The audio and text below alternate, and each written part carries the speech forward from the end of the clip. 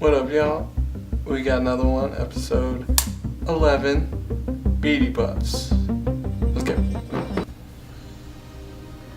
What's going on, everybody? We got another episode. This one we're going to be talking about Tomb Raider, the new Tomb Raider, not the Angie one that we all love. So, Tomb Raider, this year's, actually March 16th, this one came out.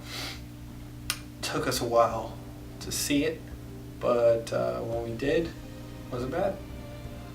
Or when I saw it, wasn't that bad. So let's get into it. Tomb Raider, this new one, right? Tomb Raider is not what it used to be called. It used to just be called Lara Croft. She was the Tomb Raider, but with the movies, that's where they went with the name. So they're revamping it, got a new girl, all that stuff. So giving it a new name, not a bad thing. Changing it up, but on this one, I did like it a lot. More than the Angelina Jolie ones. The first one was very good. The second one was alright, but I can see why she might have lost interest. With the Tomb Raider ones. With the Tomb Raider 1, the new one. It was very good. I did like it a lot, but I did have to give it a 6.6 out of 10. I'll explain why. So, acting, very, very good. Main character, Ex Machina, probably one of the best things that I've seen her do. I would definitely go check that one out. That one is very high up for me. She's doing more of a mainstream thing, which, she can do whatever she wants as long as she does it well, and she did it very well. She was a very good Lara Croft. I had to give acting a full point. There's no way with her caliber. I have a very high esteem for her. She does good stuff, so, and she did in this one. It's not like a bias thing. She brings it to each role, so you'll see it in this. It's Alicia Vikander. Pretty sure I'm pronouncing that right. Yeah, she's fantastic. Dominic West, Walton Goggins, and Daniel Wu. All the main characters that you see, probably the most in there. Alright, then we got camera work. Camera work was very good. A lot of really cool shots in there. Whether or not it was ruined by CGI, we'll get into that a little bit. But camera work was very good. Gave that a full point. Speaking on camera work and everything, the director, his name is Roar. His last name is Yathog, something like that. His first name's Roar. That's pretty fucking cool.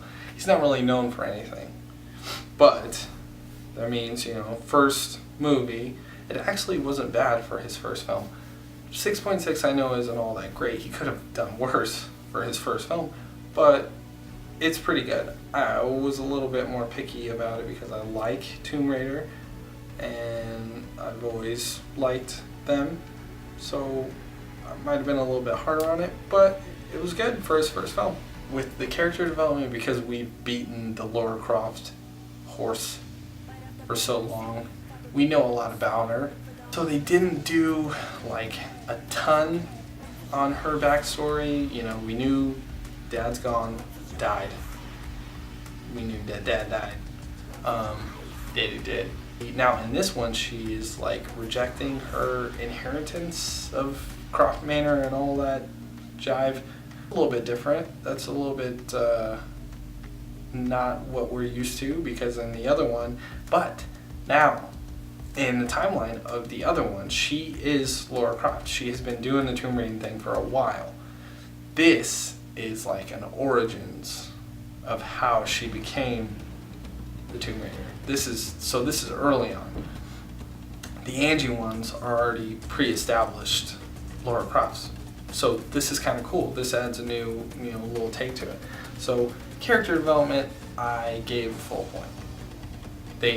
So this is the development of her character in the Angie ones, the first ones, even though this is a newer one, so they decided to go that route. So, gave it a full point.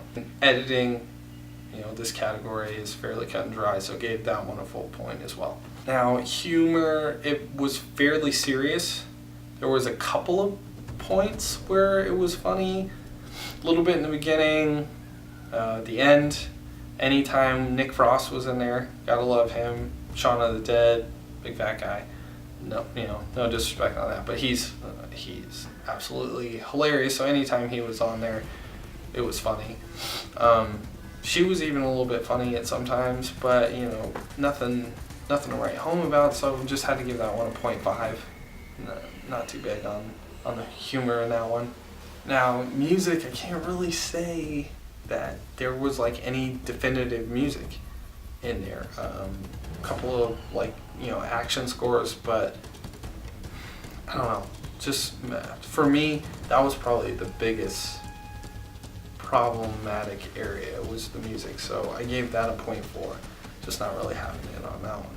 Oh, originality, everybody knows.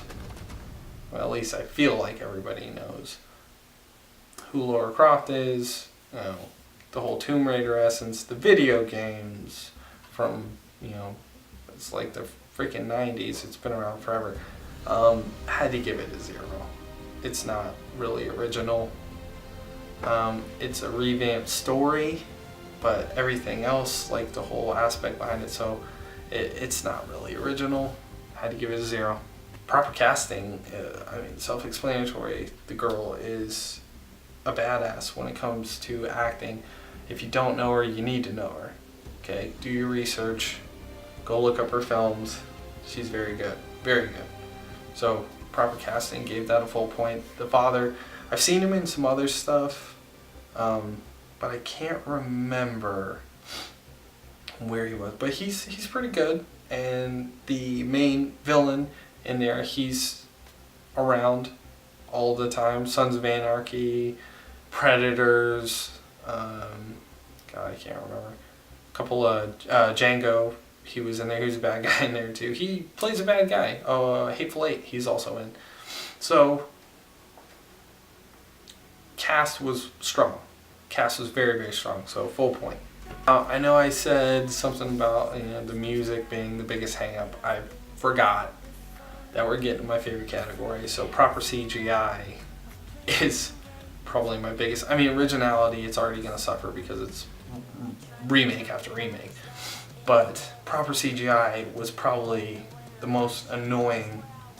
There's no doubt in my mind that this girl wouldn't method act to the point to where she would try to do as much of the stunts as she could possibly do. But it's like they CGI'd the shit out of this movie. It's a little bit frustrating because I feel like if they just decided to do a Tomb Raider movie with legit stunts in there, stunt work, stunt women, it could set the bar. It could well surpass the Angelina Jolie ones just because of quality.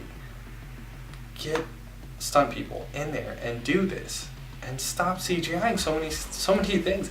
It was the tombs and some of the stunts, and it's just like it makes it hard to watch. It doesn't make her seem like this agile chick and a heroine or whatever it is. It's just it's a bit annoying that they're on this CGI spiel where everything needs to be CGI'd. It's like, okay, we get it. And then storyline was pretty sound. If you played the video game, it's pretty close. I can't remember it to a T, but it revolves around the same kind of things. It was fairly violent. I know the video game was fairly violent. I want to say it was mature. If not, it was ballpark. I think it was mature. But in this one, and then they PG-13'd it, so I kind of wish they would have R'd it. But beggars can't be choosers. The storyline was sound. It was like her first mission of her becoming the Tomb Raider. Her dad was not dead. He was stranded. She ends up finding him. They're trying to get into this tomb. I'm gonna kill your dad, or you can get us into this tomb. And then I won't kill him. Goddess, I guess it is. She's supposed to have like these mystical powers, or when they opened the tomb and all that stuff. She was actually disease-ridden. It was just like a crazy disease that would kill you instantly if you touched her body. Harness that and make it into some type of like chemical warfare or something. So, so 0.7, that's not too bad on the storyline. It can definitely, the storyline alone can keep you satisfied. Now, if you're gonna nitpick at the action scenes and stuff like that, it might kind of, disarray you a little bit, but it's not too bad. So overall, I mean, 6.6, that's not that bad. It's like a D. It's getting really up there to a C. It's pushing it, but I liked it. I liked the girl. I liked the storyline. I liked all that stuff. I would buy it. I would actually buy it. But I think they can do better. So if they pick her up again for a sequel, they need to really think about doing legitimate stunts. Not necessarily having her do them. If she doesn't want to do them, that's fine, but stunt women. Make it more of like an uplifting thing for women, because she's doing all this cool shit, because she does a lot of cool shit in the video games. She's very much a badass. She is not helpless. So make it more realistic. Make it more realistic. I challenge whoever is going to make the next one to do that. And you will have me hook, line, and sinker. So, alright, got another episode down. Going to be doing a lot more. Probably have a lot more coming out.